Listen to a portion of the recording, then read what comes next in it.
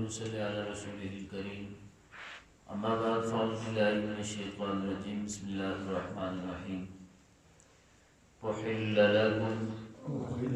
لكم ليلة الصيام الرفث إلى نسائكم هن لباس لكم وأنتم لباس لهن علم الله أنكم كنتم تختانون أنفسكم فتاب عليكم وعفى عنكم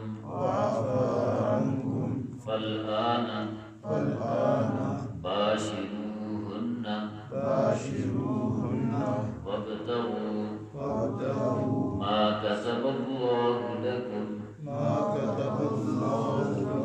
صدق الله مولانا العظيم اللهم صل على محمد النبي الأمي وعلى آله وسلم تسلیما. جی ترجمہ دیکھیں.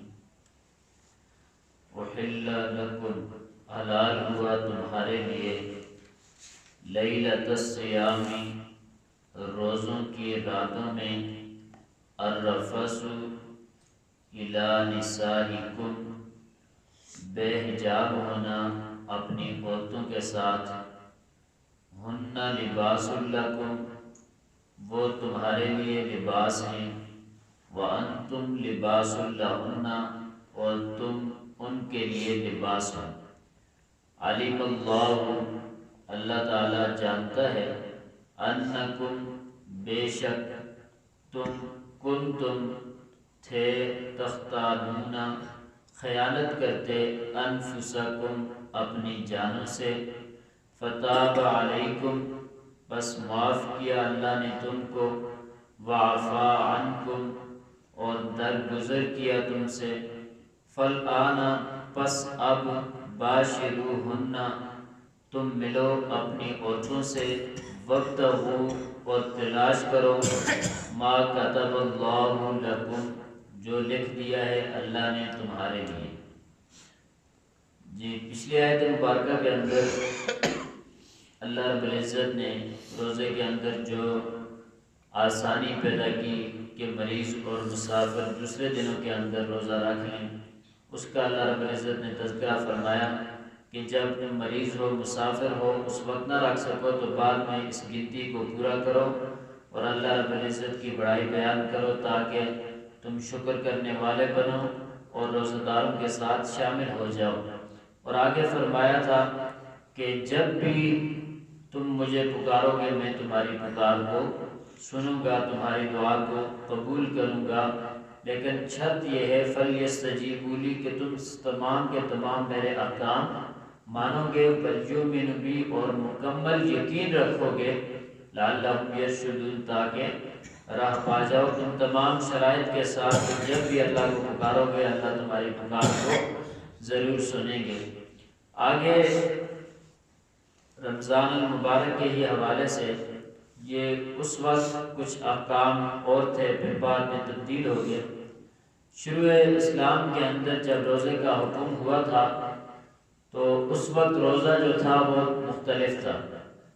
سال کے طور پر روزہ رکھا ہے، اب مغرب کے وقت افطار کیا ہے تو جتنے وقت تک جاگتے رہے اس وقت تک تو آپ کھا پی بھی سکتے ہو، اپنی عورتوں کے پاس بھی جا سکتے ہو، لیکن جب سو گئے اس کے بعد وہ روزہ شروع ہو جاتا تھا. پھر کھانے کی اجازت نہیں تھی، سحری والا کوئی چکر نہیں تھا. پھر دوسرے دن مغرب کے وقت جا کے روزہ افطار ہوتا تھا.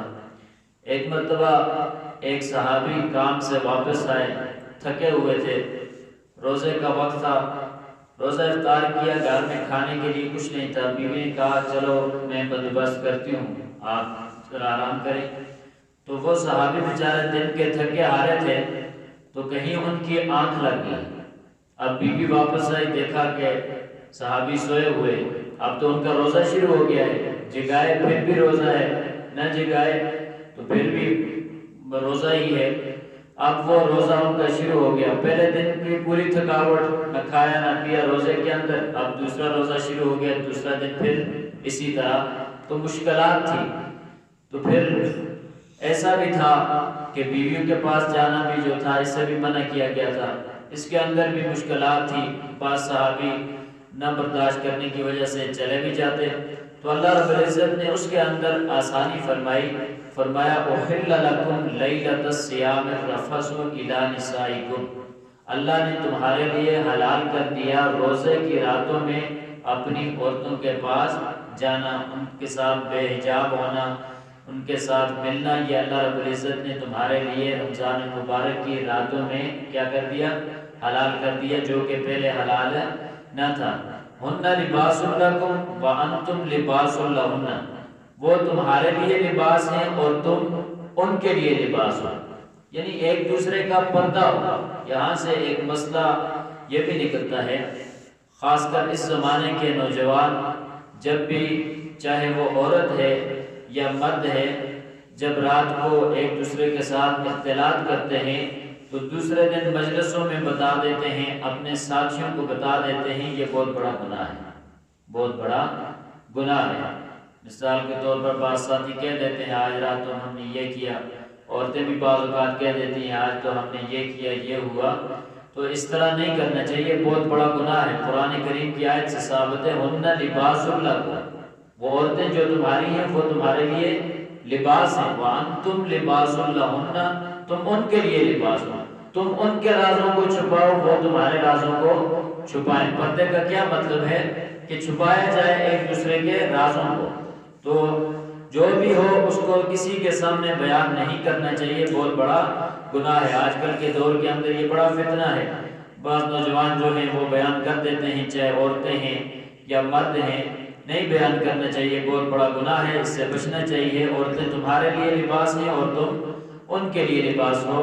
فرمایا علم اللہ انکم کنتم تختانون انفسکم، اللہ رب العزت جانتے ہیں کہ بے شک تم خیانت کرتے ہو اپنے نفسوں کے ساتھ، یعنی اس وقت جو صحابہ کرام تھے بعض اوقات نہ برداشت ہونے کی وجہ سے روز رمضان المبارک کی راتوں میں اپنی عورتوں کے پاس چلے جاتے تھے، تو اللہ نے فرمایا کہ تم جو یہ خیانت کرتے ہو اللہ رب العزت اس سے باخبر ہے، لیکن اس کے باوجود فتاب علیکم، اللہ تمہیں معاف کرتا ہے، اللہ نے جو پچھلی ساری تھی وہ تمہیں معاف کر دی، وعفا عنکم، اور آپ سے درگزر کر دیا، اور یہ حکم بھی آپ سے اٹھا لیا گیا، اور پچھلی خطائیں بھی جو ایسا ہوا تھا، خیانتیں ہوئی تھی، ان کو بھی معاف کر دیا۔ فالآن باشروہن وابتغوا ما کتب اللہ لکم، اب آئندہ اگر رمضان المبارک ہو، روزے کے وقت میں دن میں تو آپ عورتوں کے پاس نہیں جا سکتے، لیکن جب روزہ افطار ہو جائے تو اس وقت سے لے کر سحری تک باشروہن، تم ان سے مل سکتے ہو، وابتغوا ما کتب اللہ لکم، اور اس چیز کو تلاش کر سکتے ہو جو اللہ رب العزت نے تمہارے مقدر میں لکھ دی ہے۔ مراد اس سے اولاد ہے، مراد کیا ہے؟ اولاد ہے۔